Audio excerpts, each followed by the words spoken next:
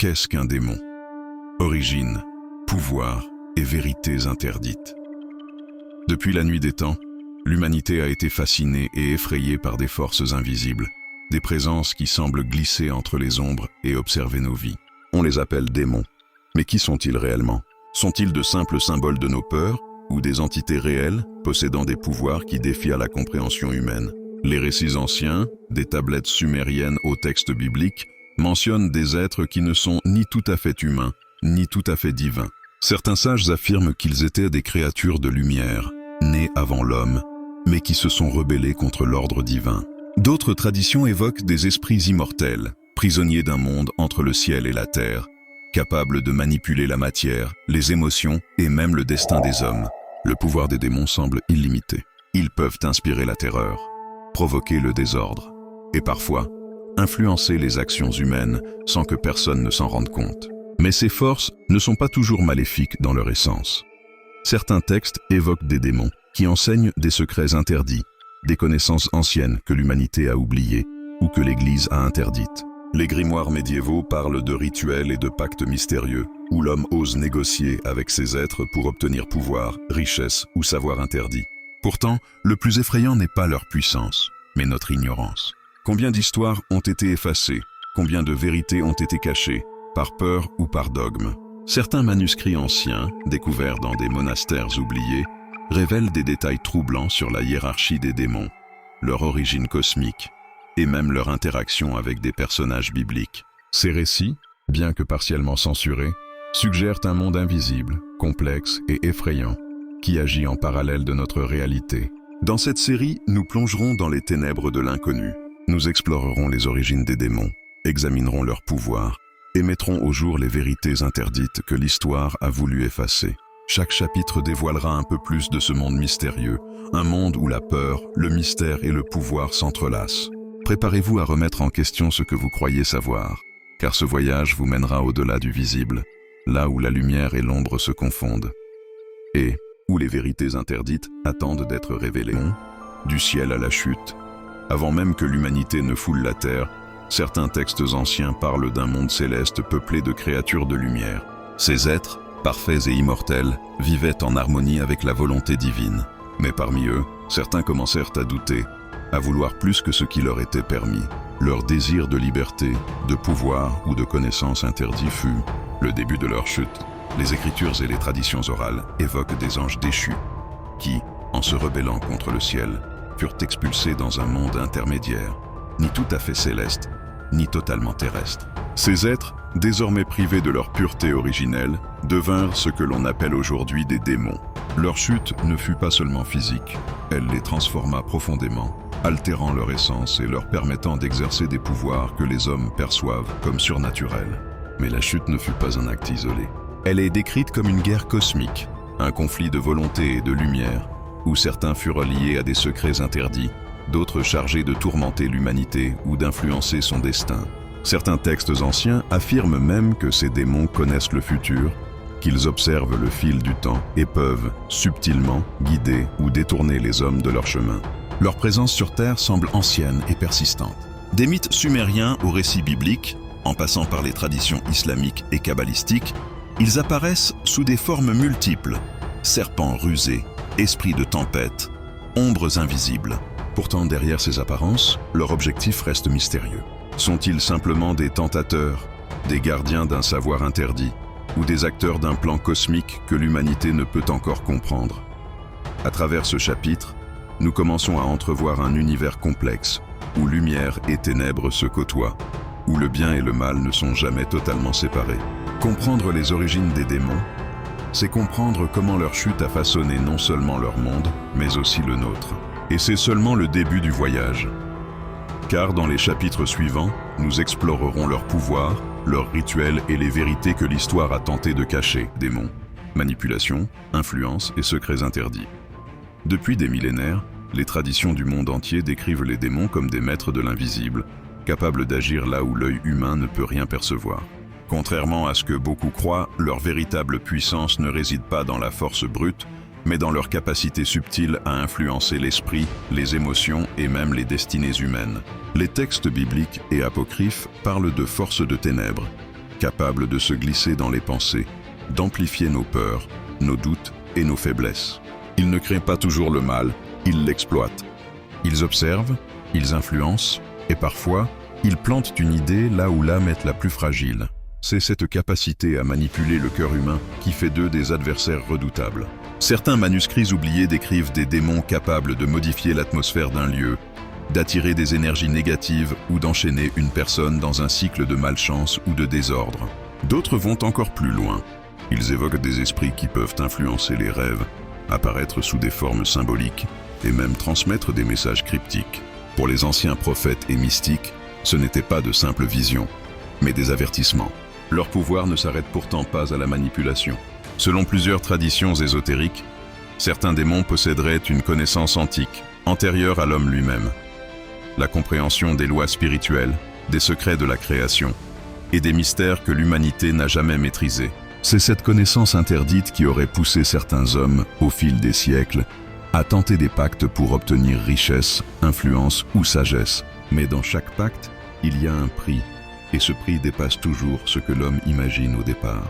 Ce chapitre ouvre la porte à un monde où le visible n'est qu'un voile.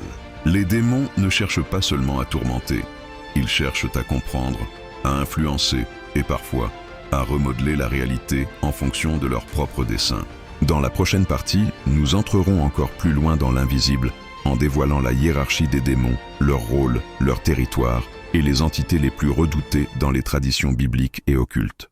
Derrière l'image populaire du démon solitaire qui rôde dans les ténèbres, se cache une vérité beaucoup plus complexe. Selon les textes anciens, les traditions bibliques et les manuscrits ésotériques, le monde démoniaque est organisé comme un véritable empire, structuré, hiérarchisé et régi par des lois que très peu d'humains comprennent réellement. Au sommet de cette hiérarchie, certaines traditions placent un être dont le nom n'est jamais prononcé à la légère. Il est décrit comme le porteur de lumière déchu, un esprit autrefois majestueux, désormais symbole de rébellion et de chaos. Mais ce chef n'est pas seul. Il est entouré de princes spirituels, de généraux invisibles, chacun possédant un domaine, un pouvoir particulier et une influence spécifique sur le monde humain. Les textes apocryphes évoquent 7 princes principaux, chacun représentant une force, une faiblesse ou une passion humaine qu'ils exploitent pour s'implanter dans la réalité.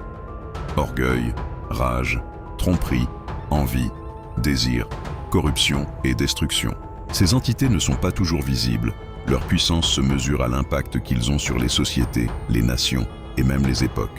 Pour les anciens prophètes, chaque époque troublée était le reflet d'un prince démoniaque étendant son royaume. Plus bas dans la hiérarchie se trouvent les esprits errants, les démons mineurs, ceux qui se déplacent entre les lieux, les familles ou les individus. Certains rôdent dans des zones précises, créant une atmosphère lourde et oppressante.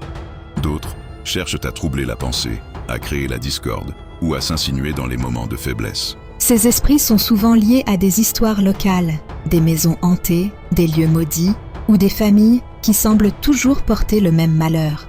Au dernier niveau se trouvent les ombres sans nom, des entités presque invisibles, difficiles à identifier dans les textes. Ce sont elles qui observent, qui rapportent et qui guettent les brèches spirituelles que les humains laissent ouvertes. Leur rôle n'est pas d'attaquer, mais de préparer le terrain pour des forces plus puissantes. Elles sont silencieuses, mais omniprésentes. Comprendre cette hiérarchie, c'est comprendre que le monde démoniaque fonctionne comme un royaume parallèle au nôtre, avec ses autorités, ses missions et ses territoires. Chaque démon agit en fonction d'un ordre, d'un objectif ou d'un rôle précis. Et selon certains textes, ce royaume cherche toujours à étendre son influence sur le monde visible. Dans le prochain chapitre, nous entrerons dans une partie encore plus sombre de ce voyage. Les pactes anciens, les rituels défendus et la raison pour laquelle ces connaissances ont été cachées pendant des siècles. Préparez-vous, car ce qui suit ne laisse personne indifférent. Depuis les premiers pas de l'humanité, certains hommes ont cherché à dépasser les limites du monde visible. Désir de pouvoir, faim de connaissance, peur de la mort, ambition sans fin, autant de raisons qui ont poussé des individus à tenter l'impensable, entrer en contact avec les forces obscures. Les pactes démoniaques, souvent évoqués mais rarement expliqués, sont parmi les secrets les plus redoutés de l'histoire spirituelle de l'humanité. Les textes anciens parlent de rituels accomplis dans des lieux isolés, au cœur de la nuit, là où la barrière entre le monde matériel et le monde spirituel devient plus fragile. Ces rites interdits n'étaient pas des jeux, mais des alliances. Une promesse en échange d'une autre. Une demande humaine contre un prix que le démon fixait lui-même. Ce prix pouvait être l'âme, la santé, la descendance, la chance ou parfois la paix intérieure. Rien n'était jamais donné gratuitement. Les traditions bibliques mettent en garde contre ces pratiques, car les démons ne donnent jamais sans intention. Leur but n'est pas d'aider l'homme, mais de l'enchaîner, de l'attacher à un lien invisible et difficile à briser. Selon certains manuscrits, une fois le pacte scellé, l'esprit démoniaque devient comme une ombre qui suit la personne, influençant ses choix, ses émotions et même sa destinée. Certains pactes duraient toute une vie. D'autres se transmettaient, même de génération en génération, comme une malédiction silencieuse. Mais les rituels interdits n'étaient pas toujours motivés par la malveillance. Dans plusieurs civilisations anciennes, des prêtres, des magiciens et des prophètes cherchaient à comprendre le monde spirituel afin d'en tirer des connaissances cachées. Selon certains fragments retrouvés dans des grimoires médiévaux, certains hommes auraient obtenu des révélations étonnantes, secrets sur les étoiles, les cycles du temps, les maladies, les royaumes invisibles. Mais à chaque fois, ces révélations s'accompagnaient de conséquences inattendues, parfois tragiques. Ce sont ces pratiques clandestines qui ont poussé les autorités religieuses à interdire toute forme de contact avec les forces occultes. Trop de vies avaient été détruites. Trop d'esprits humains avaient sombré dans la folie.